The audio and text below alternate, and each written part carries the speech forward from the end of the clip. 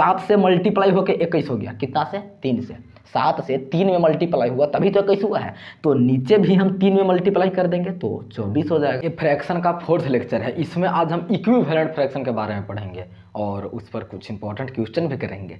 तो और पीछे वाले वीडियो में हम लोग सिंप्लीफिकेशन और इम्प्रॉपर से मिक्स्ड और मिक्स्ड से इम्प्रॉपर फ्रैक्शन में कन्वर्ट करना सीख लिया है। तो अब तक चलिए जो इसमें शुरू करना है शुरू करते हैं। उसमें सबसे पहले हम क्या बोल रहे हैं, इक्विवेलेंट फ्रैक्शन। इक्विवेलेंट फ्रैक्शन ध्यान से सुनिएगा होता है क्या है, आप खुद से भी डिफिनेशन लिख सकते हैं। इक्विवेलेंट फ्रैक्शन कहने का मतलब the fraction whose numerator and denominator are both different, दोनों के दोनों डिफरेंट होता है, but their values are same, but उसका कहने का मतलब उसका मीनिंग सेम ही होता है। देखिएगा जैसे ध्यान से, अगर हम लिखते हैं 2/4 और एक है 3/6, 2/4 और 3/6 दोनों के दोनों आपको डिफरेंट फ्रैक्शन दिख रहे हैं, बिकॉज दोनों के न्यूमरेटर भी डिफरेंट है, इसमें 2 है इसमें 3 है, डिनोमिनेटर भी डिफरेंट है, लेकिन दोनों का कहने का मतलब सेम है, दोनों का वैल्यू सेम है। अगर आप ध्यान से देख रहे हैं तो देखिए, ध्यान से देखिएगा, 2/4 कहने का क्या मतलब होता है कि एक किसी भी होल को, मान लेते हैं किसी भी चीज़ को 4 पार्ट में डिवाइड किया गया, 4 पार्ट में से 2 पार्ट मिला है आपको, 4 पार्ट में से 2 पार्ट मिला है, तभी तो बोलते हैं कि 2/4 पार्ट मिला। या तो इसमें क्या है कि 4 पार्ट में से 2 पार्ट मिला है, ओके। अच्छा इसमें देखिए, इसमें 6 पार्ट में से 3 पार्ट मिला है, इसमें 4 पार्ट में से 2 पार्ट आपको मिला, इसमें 6 में से 3 पार्ट मिला है, तो दोनों तो कहने का तो मतलब सेम ही है कि आधा दिया है आपको, 4 पार्ट में बांटा तो 2 पार्ट दिया, 6 पार्ट में बांटा तो 3 पार्ट दिया, मतलब आधा ही तो दे रहा है। अगर हम लिख लेते हैं 8/16, इसका कहने का क्या मतलब होता है, 16 पार्ट में बांटा, 16 पार्ट में टोटल बांटा गया, उसमें से 8 पार्ट आपको मिला है, मतलब 16 का आधा ही तो दिया, इसमें भी आधा दे रहा है, इस केस में भी आधा दे रहा है, तो आप मतलब इसमें जो फ्रैक्शन है तीनों डिफरेंट है, लेकिन तीनों का वैल्यू सेम है। तीनों का वैल्यू कहने का मतलब है कि तीनों का मतलब ही सेम है, तीनों का मतलब है कि आपको आधा मिल रहा है, बस समझ रहे बात को ना। तो तीनों फ्रैक्शन को बोलेंगे इक्विवेलेंट फ्रैक्शन। अगर और जैसे एक ले लेते हैं 2/6 और 12 और 4/12, ठीक है, 4/12। अब यहाँ पे ध्यान से देखिएगा, 2/6 और 4/12 दोनों तो फ्रैक्शन आपको डिफरेंट दिख रहे हैं ना, लेकिन दोनों का वैल्यू सेम है। कैसे सेम है वह ध्यान से देखिएगा, इसमें 6 पार्ट में से आपको 2 पार्ट मिला है, टोटल 6 पार्ट बांटा, उसमें से 2 पार्ट आपको दिया, कहने का मतलब है 6 पार्ट को 3 लोगों में डिवाइड किया गया है, 2-2 पार्ट, जिसमें से आपको तीसरा हिस्सा मिला है, ठीक है। अच्छा इसमें कहने का क्या मतलब, 12 पार्ट में से 4 पार्ट मिला, तो इसका भी तो कहने का सही मतलब 12 में से 4 पार्ट आपको मिला, 4 पार्ट किसी और को मिला होगा, 4 पार्ट किसी और को मिला होगा, मतलब यहाँ पे भी 3 हिस्सा में बांटा गया और 1 हिस्सा आपको दिया, यहाँ पे भी 3 हिस्सा में बांटा गया और 1 हिस्सा आपको मिला है। तो दोनों फ्रैक्शन डिफरेंट है, लेकिन दोनों का वैल्यू सेम है, इसलिए दोनों को बोलेंगे इक्विवेलेंट फ्रैक्शन। तो ये तीनों हमारा हो गया इक्विवेलेंट फ्रैक्शन और ये दोनों हमारा हो गया इक्विवेलेंट फ्रैक्शन। तो इक्विवेलेंट फ्रैक्शन कैसे डिफाइन करेंगे, the fraction whose numerator and denominator are both different but their values are same, बस दोनों का वैल्यू सेम है, ठीक है। अच्छा अब हम पहचानेंगे कैसे, ये तो हो गया ऐसा ही ओरली वाला तरीका समझने का। अब इक्विवेलेंट फ्रैक्शन पहचानने का तरीका बताते हैं। इक्विवेलेंट फ्रैक्शन पहचानने का तरीका देखिए, आप ऐसे कर सकते हैं, जैसे एक है 2/8 और 3/12। अगर आपको दोनों को पहचानना है कि इक्विवेलेंट है कि नहीं है, तो अगर ऐसे दिख रहा है तो ठीक है, नहीं तो पहचानने का तरीका बताते हैं। उसके लिए क्या करेंगे, सबसे पहला आपको हम 2 तरीका बताते हैं, दोनों तरीका में से कोई भी आप यूज कर सकते हैं।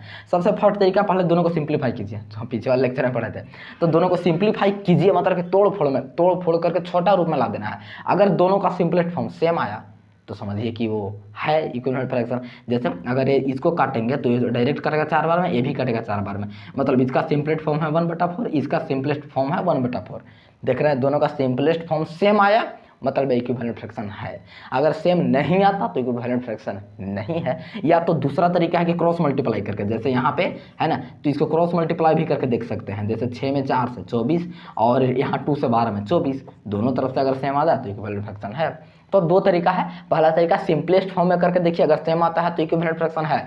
दूसरा तरीका क्रॉस मल्टीप्लाई करके देखिए, अगर सेम आ गया दोनों तरफ नंबर तो इक्विवेलेंट फ्रैक्शन है। चलिए अब क्वेश्चन कर लेते हैं। चूज इक्विवेलेंट फ्रैक्शन, आपको इक्विवेलेंट फ्रैक्शन चूज करना है कि 1 2 3 4 4 क्वेश्चन में से किसमें इक्विवेलेंट फ्रैक्शन है और किसमें नहीं है। ध्यान दीजिएगा, सबसे फर्स्ट वाला में क्या क्या है, 8/19 और 24/27, ये दोनों को पहचानना है इक्विवेलेंट फ्रैक्शन है कि नहीं है। तो क्या करेंगे, या तो दोनों को सिंपलेस्ट फॉर्म में लिख लीजिए, तब देखिए अगर बराबर आता है तो है, या तो फिर क्रॉस मल्टीप्लाई करके देखते हैं। आपको क्या लग रहा है, ये तो पहले से ही सिंपलेस्ट फॉर्म में है, अब तो ये टूट नहीं सकता है। अगर ये टूट सकता है तो तोड़ की तरह देखते हैं। देखिए ये 3 का टेबल में आओ कट सकता है, तो मतलब ये 8 बार में कटेगा, ये 9 बार में कटेगा। मतलब इसका सिंपलेस्ट फॉर्म है 8/19, लेकिन इसका सिंपलेस्ट फॉर्म है 8/9, बराबर नहीं ना आया, तो मतलब ये इक्विवेलेंट फ्रैक्शन नहीं है। या तो आप क्रॉस मल्टीप्लाई करके देख सकते थे, 19 से 24 में डायरेक्ट मल्टीप्लाई करते और 8 से 27 में करते, बराबर नहीं आएगा, तो इक्विवेलेंट फ्रैक्शन नहीं है। अच्छा इसमें देखते हैं, इसमें जरा ध्यान से देखिएगा, ये कितना है 8/16, 3/6 और 5/10। आप सबको तीनों को पहले सिंपलेट फॉर्म में लिख लीजिए, उसके बाद देखते हैं। तो देखिए सिंपलेट फॉर्म में थी तो डायरेक्ट कट जाएगा 2 बार में, मतलब इसका सिंपलेट फॉर्म 1/2। इसको भी कट जाएगा 2 बार में, मतलब इसका सिंपलेट फॉर्म 1/2।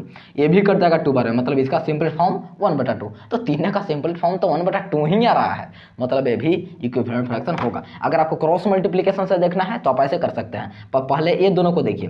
पहले ये दोनों को देखने के लिए यहाँ से यहाँ मल्टीप्लाई करेंगे, यहाँ से यहाँ मल्टीप्लाई करेंगे, तो 16 में 3 से 48, 8 में 6 से भी 48 है इक्विवेलेंट फ्रैक्शन। अब फिर ये दोनों को देखेंगे, ये दोनों को देखने के लिए फिर से अब इसको में इसको से मल्टीप्लाई और इसको में इसको से मल्टीप्लाई, मतलब 3 में 10 से 30 और 6 में 5 से 30, मतलब ये दोनों भी है। फिर फर्स्ट और लास्ट वाला को देखेंगे, यानी 8 से 10 में 80, 16 से 5 में 80, मतलब कि हर दो को साथ में ले लेकर देखेंगे। अगर सब में सेम आया तो मतलब तीनों इक्विवेलेंट फ्रैक्शन है, समझ रहे हैं। अच्छा इसमें देखते हैं करके, ये वाला में देखिए 8/12 और 34/51। अगर आप चाहें तो क्रॉस मल्टीप्लाई करके देख लीजिए, या तो सिंपलेट फॉर्म में लिख के।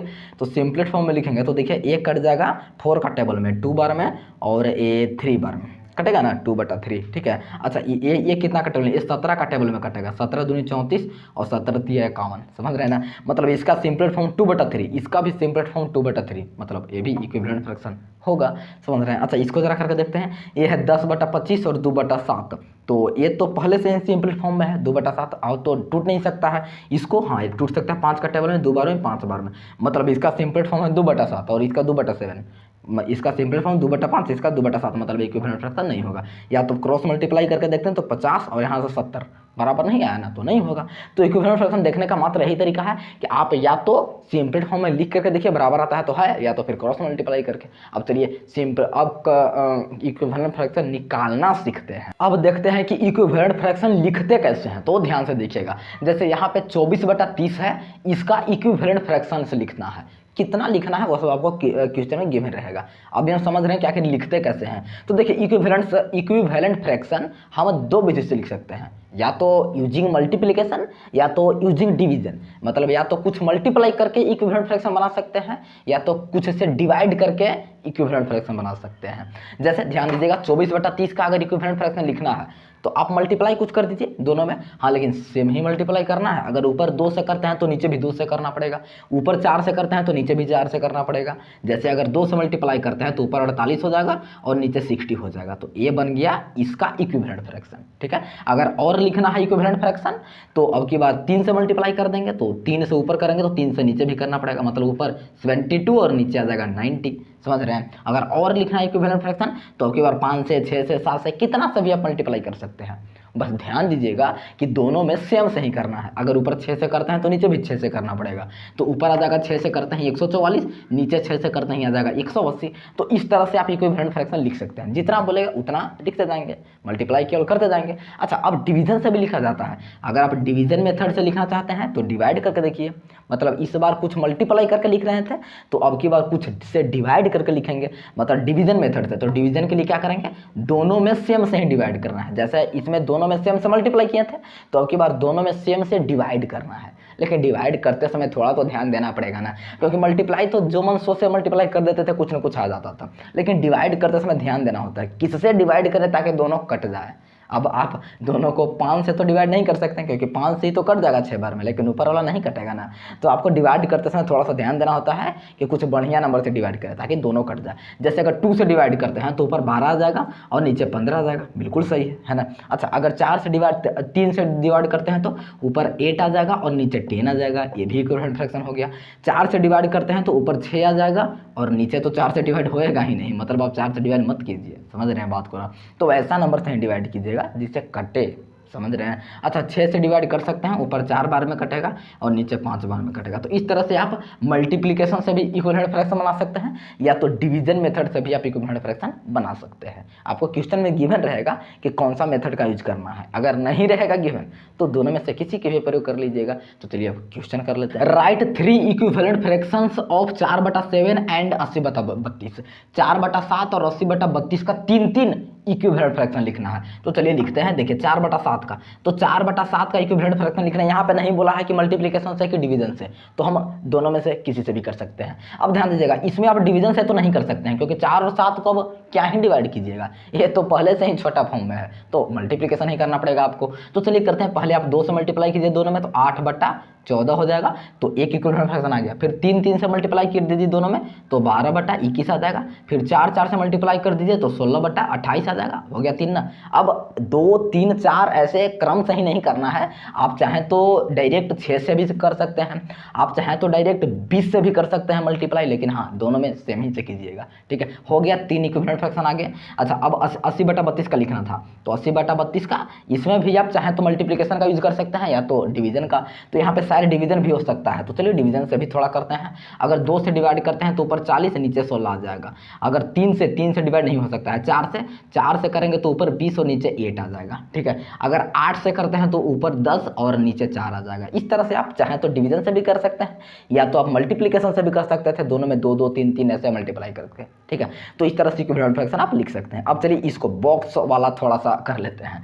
इसमें देखिए 7/8 है बराबर 21 बटा क्या होना चाहिए, मतलब 7/8 किसका इक्विवेलेंट फ्रैक्शन है। बराबर कहने का मतलब होता है दोनों इक्विवेलेंट फ्रैक्शन होता है। ठीक है, तो 7/8 तो इसके ऊपर जब 21 है तो इसके नीचे कितना होना चाहिए, जिसको करने का हमें आपको तरीका बताते हैं। ध्यान दीजिएगा कैसे। अच्छा ऊपर 7 से 21 हो गया, तो कैसे हुआ होगा, या तो मल्टीप्लाई होकर होता है या तो डिवाइड होकर होता है। तो अभी हम सीखा तो इक्विवेलेंट फ्रैक्शन निकालना, ऐड नहीं होता है। आप ये मत बोलिएगा कि ऊपर 14 ऐड हो गया है तो नीचे भी 14 ऐड कर देते हैं, फिर गलत हो जाएगा। ऊपर कुछ मल्टीप्लाई हो गया तो कुछ डिवाइड होगा। तो 7 से मल्टीप्लाई होकर 21 हो गया, कितना से 3 से। 7 से 3 में मल्टीप्लाई हुआ तभी तो 21 हुआ है, तो नीचे भी हम 3 में मल्टीप्लाई कर देंगे तो 24 हो जाएगा। समझ रहे हैं। तो देखिएगा कि जो दिया हुआ है वो उसमें क्या हुआ, ताकि हम नीचे वाला भी वही करेंगे। जैसे यहाँ पे देखिए ऊपर 40 से 5 हो गया, 40 से हो गया है 5, कैसे हुआ होगा, तो 40 से 5 डिवाइड करके ही हुआ होगा। कितना से, 8 से। दिख रहा है 8 × 40 होता है ना, तो 8 से डिवाइड किया 40 को तभी तो 5 आया है। तो नीचे वाला को भी 8 से ही डिवाइड करना पड़ेगा तभी इक्विवेलेंट फ्रैक्शन बनेगा, मतलब नीचे 4 आना चाहिए। समझ रहे हैं। अच्छा इसको जरा देखते हैं। 14/42 इधर है 51, तो 42 से 51 कैसे हो गया है, तो कुछ भी नहीं दिख रहा है। 42 से कुछ मल्टीप्लाई करके भी 51 नहीं आ सकता, ना ही किस डिवाइड करके 51 आ सकता है। तो ऐसे कैसे हम क्या करते हैं, जब आपको लगे कि कुछ भी नहीं दिख रहा है तो पहले आप इसको सिंपलेट फॉर्म में ला लीजिए काट के। तो 1/3, 14/42 का सिंपलेट फॉर्म कितना है 1/3। अब आप देखिए कि 3 से 51 कैसे हुआ है। अब नीचे समझिए 3 है, ठीक है, ऊपर 1 है, तो 3 से 51 17 से मल्टीप्लाई करके हुआ है ना, 17 तिया 51 ऐसे होता है। तो ऊपर भी जब 17 से मल्टीप्लाई कर दीजिए तो 1 में 17 से मल्टीप्लाई करने पर 17 ही रह जाएगा।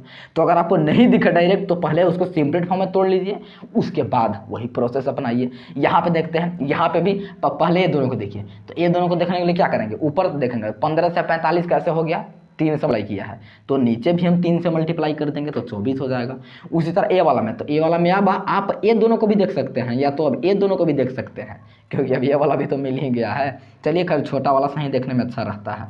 तो 8 से 16 कैसे हो गया है, 2 से मल्टीप्लाई हो गए, तो ऊपर भी 2 से मल्टीप्लाई करेंगे तो 15 से 30 हो जाएगा। इस तरह से आप आसानी से बॉक्स को फिल कर सकते हैं। ऐसा ही क्वेश्चन ये वाला भी है, ध्यान से देखिए क्या बोल रहा है। Right the equivalent fraction of 3/7 का एक इक्विवेलेंट फ्रैक्शन लिखना है, जिसके न्यूमरेटर में, जिसके डिनोमिनेटर में 21 होना चाहिए।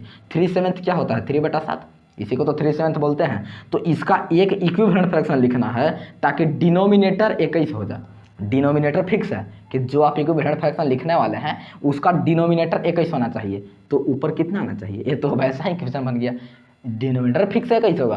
अब आपको केवल न्यूमरेटर के बारे में बताना है। तो 21 होगा मतलब 7 से 3 में मल्टीप्लाई कर रहा है, तो ऊपर भी 3 में मल्टीप्लाई करेंगे तो 9 हो जाएगा। मतलब जो हम फ्रैक्शन लाना चाहते हैं वो है 9/21। इस तरह से आप आसानी से सब क्वेश्चन डील कर सकते हैं। तो जाइए कीजिए क्वेश्चन।